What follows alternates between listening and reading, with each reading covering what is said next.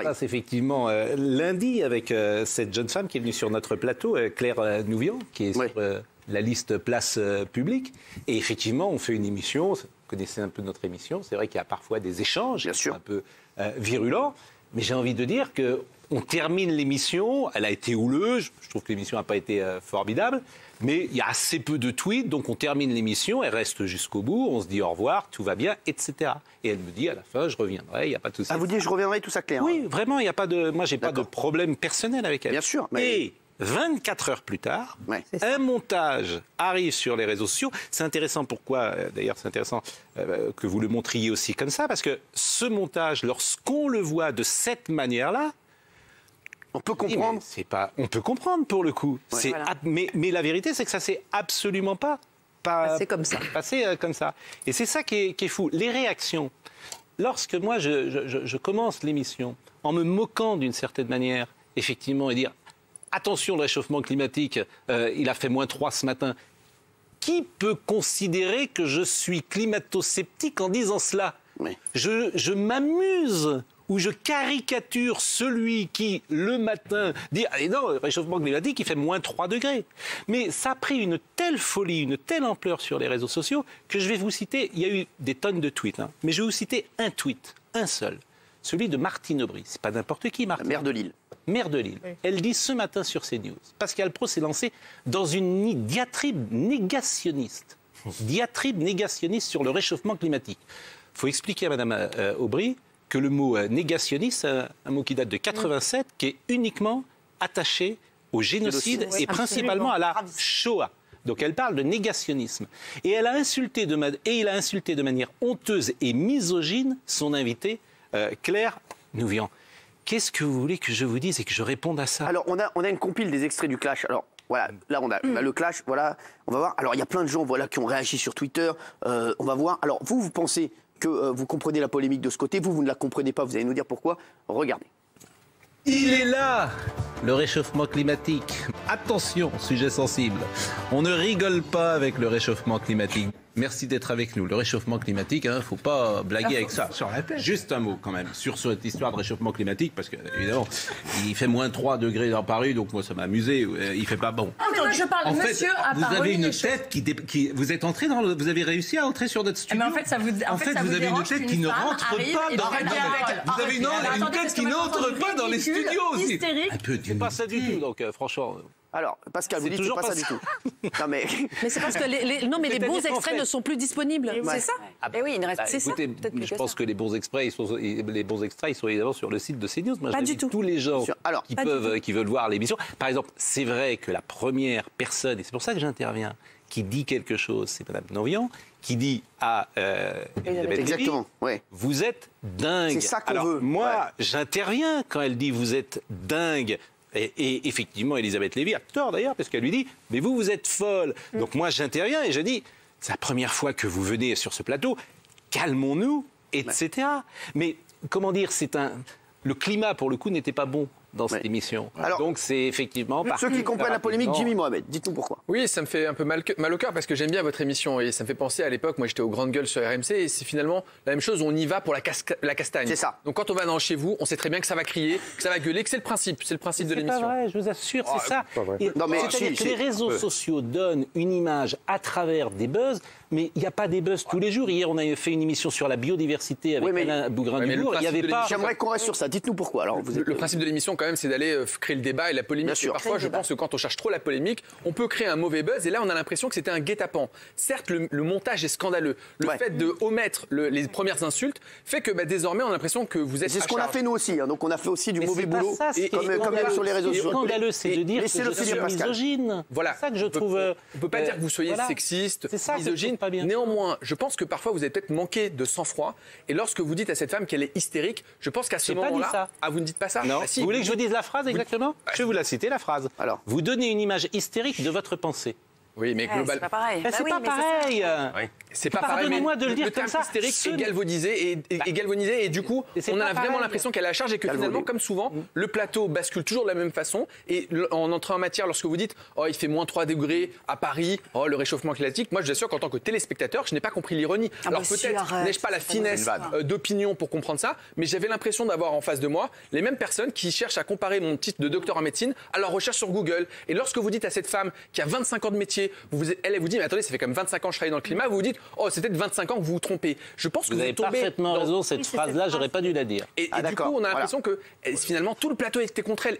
Elisabeth Lévy, dans un ton, franchement, complètement excité. Et du coup, on se dit, elle est seule face à tout le monde. Or, on sait très bien qu'après montage, c'est facile de faire parler les images. Et c'est là où c'est scandaleux. Parce que l'émission est en direct, je le rappelle. Donc, c'est un montage qui a été fait ensuite sur les réseaux sociaux.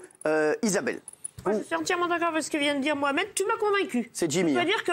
Jimmy, pardon. Je dois dire que tu m'as convaincu. Parce qu'effectivement, moi, j'avais vu tous ces montages, donc des bribes simplement.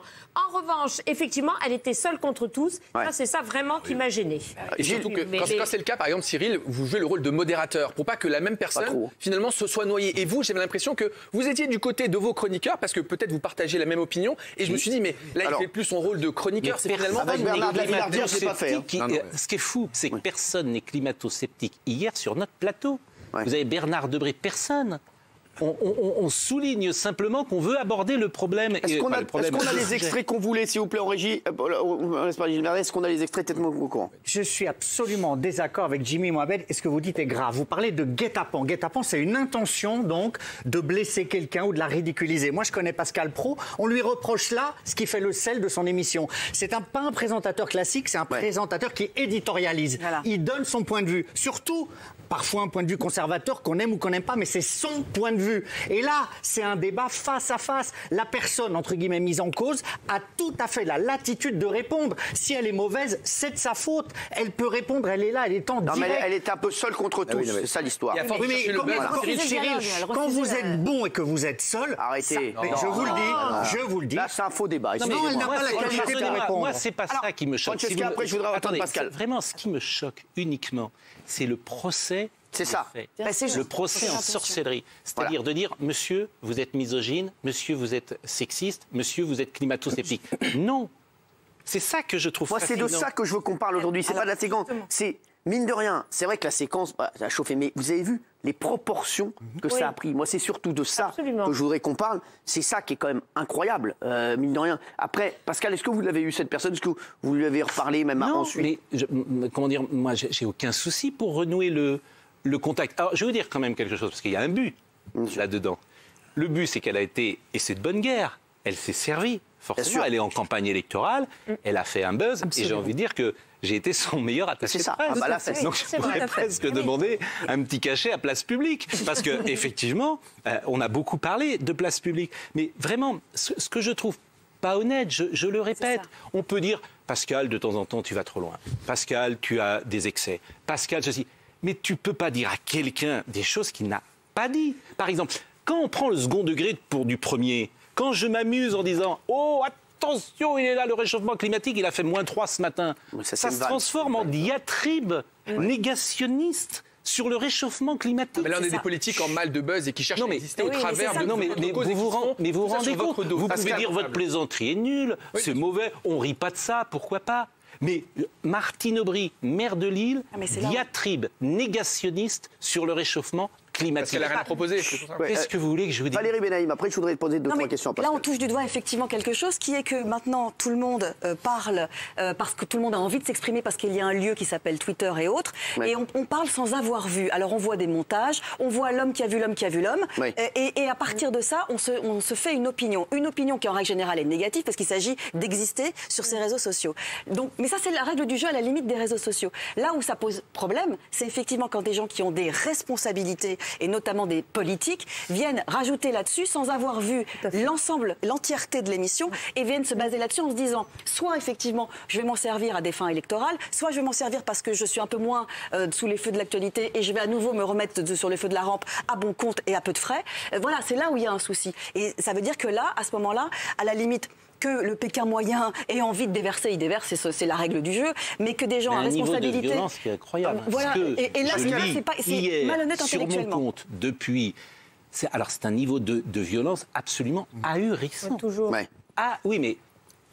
Enfin, moi, je suis sur Pascal, est-ce que ça vous a touché? Est-ce que vous avez été peiné? Oui, je pense. Parce que vous en avez vu maintenant, vous en avez vu des trucs. Vous, dans votre émission, vous êtes souvent attaqué, mais est-ce que là, c'est le touché, enfin, tu te dis, c'est pas possible, quoi. Vous avez lu quoi de pire? Comment?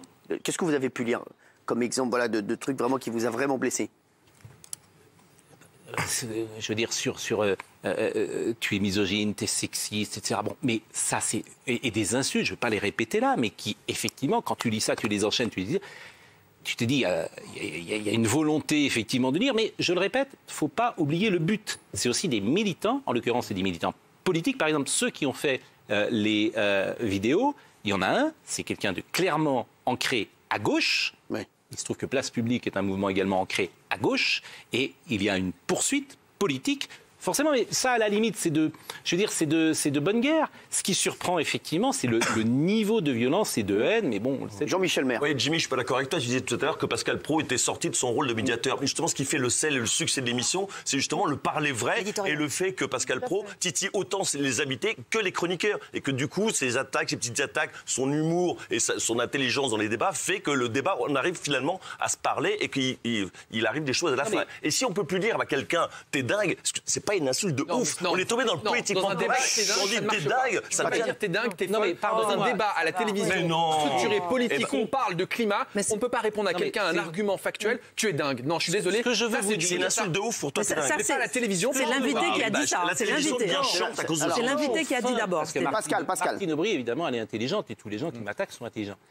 Donc ils savent très bien. Mais quand on feint de prendre le second degré pour du premier degré, bien sûr. parce qu'il n'y a pas d'équivoque, quand on feint de le prendre et de le mettre dans la bouche comme si c'était du premier degré, là, on ne peut plus discuter ensemble. Parce que là, tu es sur de la malhonnêteté. Moi, je sais très bien que Martine Aubry, elle est intelligente. Elle a bien décodé, d'ailleurs, je ne sais pas si elle a vu l'émission ou pas. Mais effectivement, là, tu es dans un combat politique. Pascal, est-ce que tu as un regret sur cette séquence ou pas du tout? Oui, parce que moi, j'ai un regret parce que... comment dire, comme ça part mal, je dois recentrer le débat. Je ne me trouve pas très bon pour tout dire, pour le recentrer et pour apaiser ou calmer les choses. Et puis repartir sur le fond du débat. Donc là, je peux me faire le reproche. Moi, je pense que pour faire des émissions de télé, il faut être 2 ou il faut être 3. Ou 4 ou 5. Mais il faut être ensemble, il faut jouer ensemble. Et manifestement, disons-le, je veux dire, et on le voit après... On a l'impression d'être un poil piégé. C'est-à-dire qu'après, il y a quelqu'un qui vient sur le plateau et puis qui se sert, d'une certaine manière, de cet incident pour exister médiatiquement, pourquoi pas. Donc, effectivement, il faut toujours mieux s'en sortir avec de l'humour, avec de la légèreté, il faut trouver la bonne répartie. C'est toujours plus efficace lorsque on trouve le bon ton pour apaiser. Voilà, si je lui avais dit, écoutez, on va sourire... Tu pensais que ça allait faire une polémique comme ça ou pas du tout? Mais non. Franchement, mais quand on sort du plateau, il y a quasiment pas de tweet. Ah, c'est ça, ouais. Et moi, elle reste avec moi, on est ensemble, je la raccompagne. Quand on sort de la première mi-temps, on est ensemble, on parle, je dis, bon, voilà. D'ailleurs, vous pouvez voir tous les extraits après, je reviens, je dis, on va s'apaiser, etc. Là, pour le coup, j'ai retrouvé le ton qu'il faut dans l'émission par rapport à la première mi-temps qui était un peu plus et trop houleuse, sans doute. Mais il n'y a pas de souci. Et c'est quand vous sortez, le montage le lendemain, tac. C'est ça. Et j'ai vu des journalistes. C'est ça. Je ne veux pas les citer, je les ai appelés. Je dis, tu as vu? Il me dit non. Alors aujourd'hui, ça a tourné. Pourquoi ça a tourné? Je remercie d'ailleurs. Libération a fait un check news ce matin. Très, très bel article. Formidable. Donc Sur après, tu arrives à rétablir. Et après, les gens se feront... Alors en revanche, les gens se feront une idée. Ils pourront dire, Pascal... mais comment dire? Moi, avec mes invités, parfois, ça m'arrive de les... entre guillemets, les malmenés. Donc, il y avait un député qui s'appelait Patrick Bloch, il était sorti de l'émission. Donc, mais si on me dit, vous parlez à une femme comme vous ne parlez pas à un homme, qu'est-ce que vous voulez que je réponde à ça? Tu peux pas dire ça à un animateur. Moi, je parle à un homme ou à une femme, me semble-t-il, de la même manière en plateau. C'est vrai que vous regardez souvent vos invités, vous n'hésitez pas à leur rentrer dedans. On l'a montré plein de fois ici. Plein de fois, vous les engueulez. On préfère regarder une interview sur TF1 d'Anne-Claire Coudray ou de Pascal Praud, on apprend beaucoup plus de choses. C'est ce qui fait l'essence de l'émission. Si vous aviez quelque chose à dire à Claire Nouvion ce soir, vous lui diriez quoi? Mais écoutez, d'abord que je lui souhaite vraiment beaucoup de réussite en politique. Oui. Bien évidemment, puisque elle est, je crois, 78e sur 79 dans la liste place publique. Donc elle est, je crois, en meeting ces prochains jours. Vous lui en voulez? Vous en voulez un peu? Ah non, moi j'en veux. En général, j'en veux à personne. Si j'en veux généralement à quelqu'un, c'est à moi, parce que si une émission n'a pas marché, j'en suis, comme vous dites, c'est moi le responsable. J'en veux à personne parce que je ne suis pas dupe. Voilà, je sais très bien, j'ai compris comment ça marche, comment ça fonctionne, etc.